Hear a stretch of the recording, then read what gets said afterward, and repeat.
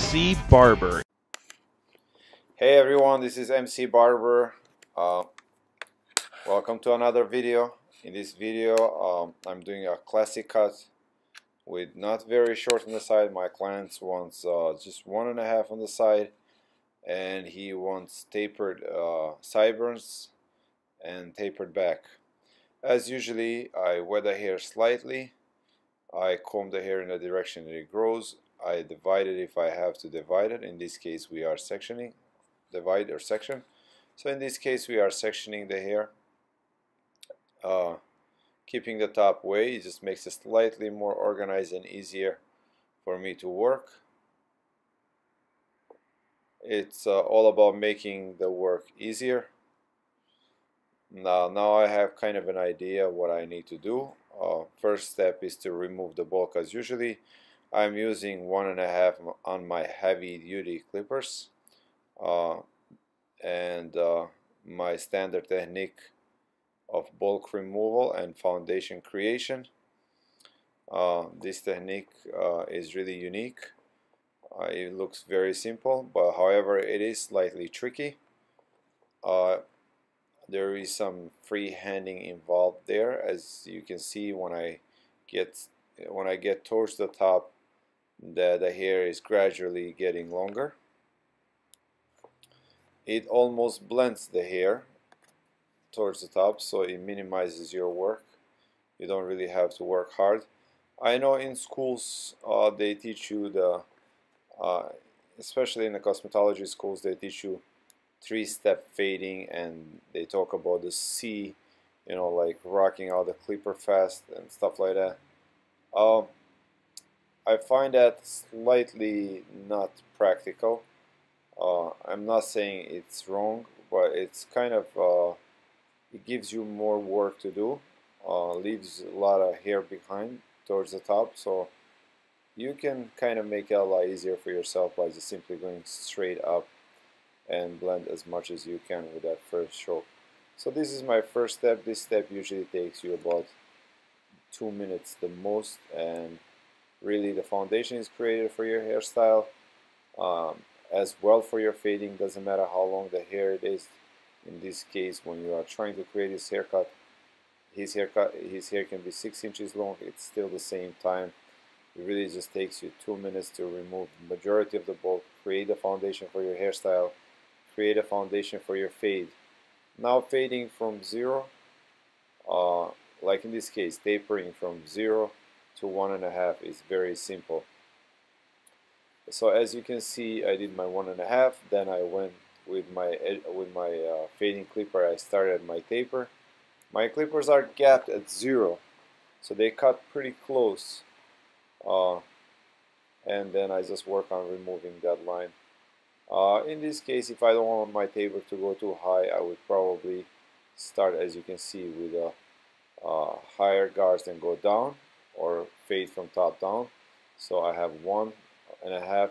This is now 1, and then I'll go to half and open and close my blade on my clipper. So it is pretty simple.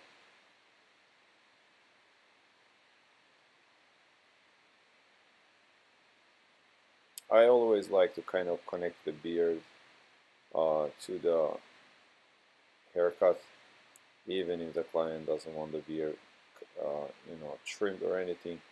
I kind of like to connect them so you have that nice transition in between. Now I'm using 1/16 of an inch, so I used 1.5 originally, then I used 1, then this is half or 1/16 of an inch, and then I'll just finish with my with no guards.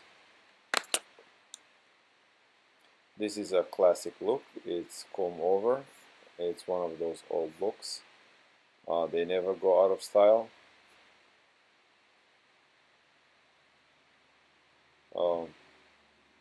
And they are also fun to do.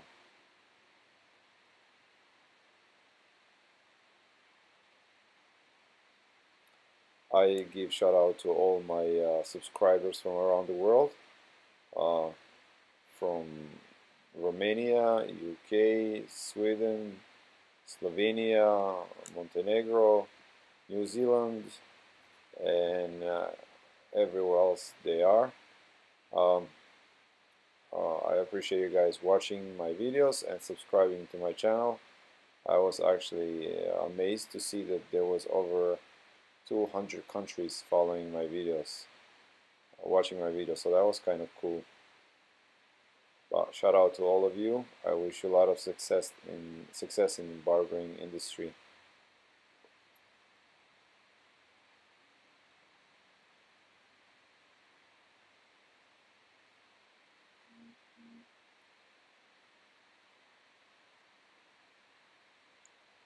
And the haircuts are really all about detailing. It is very important that you are neat.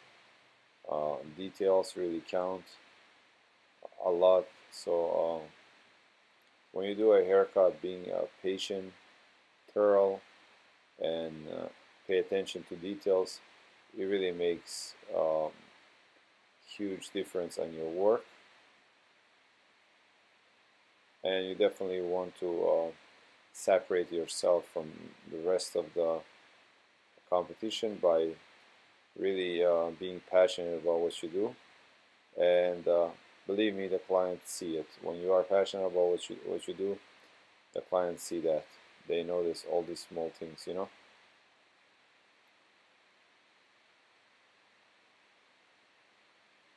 And actually today, on this day that I was making this video, in the morning I went to school for a job fair, and the questions from students, you know, are always good questions. But my number one advice to them was the same advice that I give to myself and to all my viewers. Don't ever stop learning. Once you stop learning, really that's the end of your road. And one advice I would give to everybody that really kind of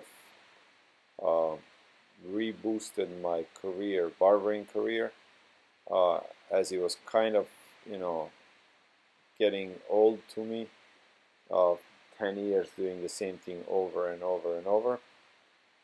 The best thing that happened for me personally was a competition. I started doing competitions, and really that's just like when you put a turbo in a car.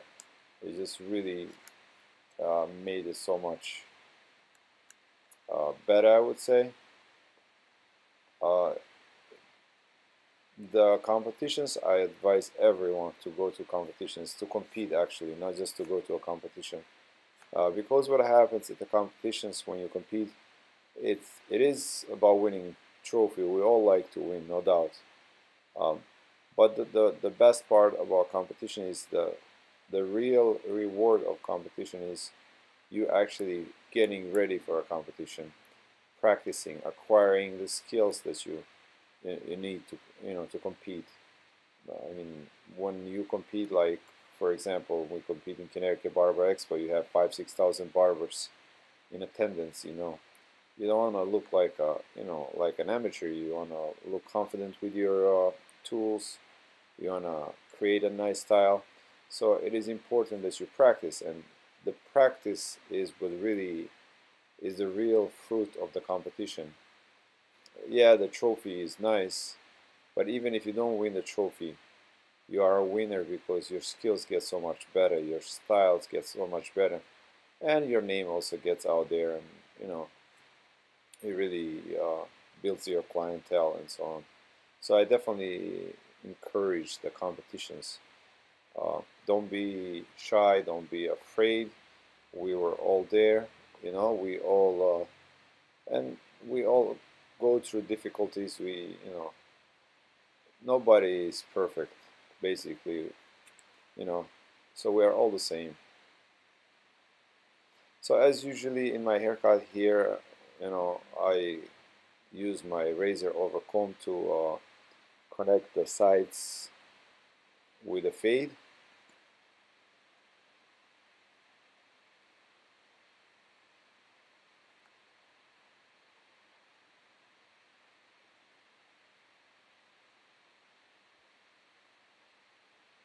clean the neck area.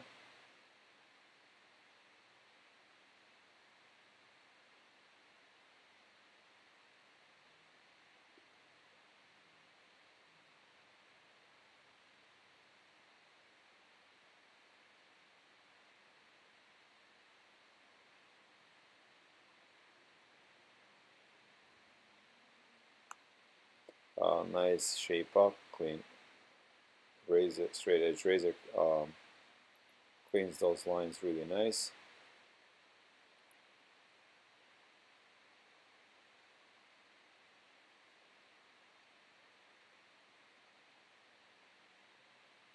Yeah, and one more thing I'd like to say relating to the competition. A lot of times I've seen barbers that competed and said, listen, it was not fair. I thought, you know, hands down, I was supposed to win either first place or second or third, or they get upset and they say, I never go back. I really think that uh, barbers shouldn't do that. I think whether you win or not, you should always go back until you win the first place at least, because you will win it, no doubt. I tell you my personal experience. Uh, I attended many competitions, and there was a case when I was 6 times second consecutively, uh, and definitely I was upset that I was second at certain times. I thought that definitely me and the crowd thought I should have been first. But I think personally that's the best thing that ever happened to me. That I was so many times consecutively second, that I did not win the first place right off, uh, because I would have think that okay, that I'm really good enough. I don't need to, you know, practice. I don't need to get better. I'm good. But each time they actually got me a second place, or each time I got myself second place, I went back home and I said, listen, next time you won't be doing this to me. So I worked on harder, and each time I came back more upset and working more hard. And some of my friends at the competition, they say, man, every time you come like different person. You come a lot more stronger, a lot better, you know. So I'm actually glad that I was 6 times second on the road, that I wasn't actually first. And then when it really, you know, kind of uh, when I totally separated myself from the rest of competitors, you know, it wasn't difficult for me winning the first place whatsoever. Uh, so I wasn't upset that no, I'm not upset actually that I wasn't winning first place. I'm actually happy that I was winning second place. So my advice is, if you don't win a second place, and I mean if you don't win a first place or any place and you thought you should have, you should not quit. You should go back and just practice more. Uh, and really that just makes you so much better. And for any haircut, the finish is really important. I mean, you can do the best haircut, but if it doesn't have a finish, it really is just an average haircut. The client can see it. Um, Definitely his friends or whoever sees that, they cannot see it. And you want to finish it, style it, and this is the day when your client will actually refer people to you, because his friends will see him. People at the gas station or a restaurant or whatever it is, they might see and say, wow, man, he got a nice haircut, where do you go? Because the haircut is all nice and styled and finished, and you know, it looks his best. This haircut will not look like this until he comes to get another haircut. He simply cannot do it like this. So it is very important that you finish the hairstyle, uh, style it, blow dry it, and that's how you really build a clientele. I can easily say that 90% of my clients are referrals, word of mouth. Uh, it's as simple as that. I mean, you just put out good work, and people see it and they ask for it. Here I'm using a wide tooth comb just for some texture.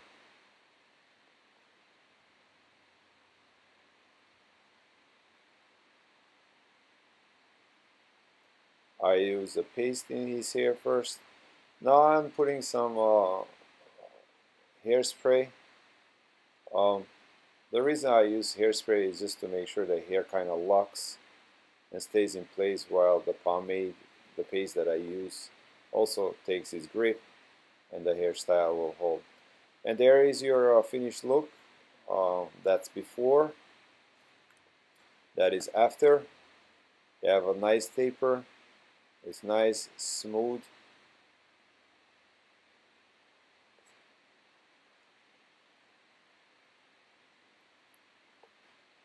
Alright guys, thank you for watching my videos, really appreciate it. Please subscribe if you haven't subscribed yet. If you like my work, put a thumbs up, I would really appreciate it. Feel free to put any comments or any suggestions. We do our best to reply to all of your comments and to fulfill any of your wishes that you might have. Thank you so much, MC Barber. Until next time, take care of yourself.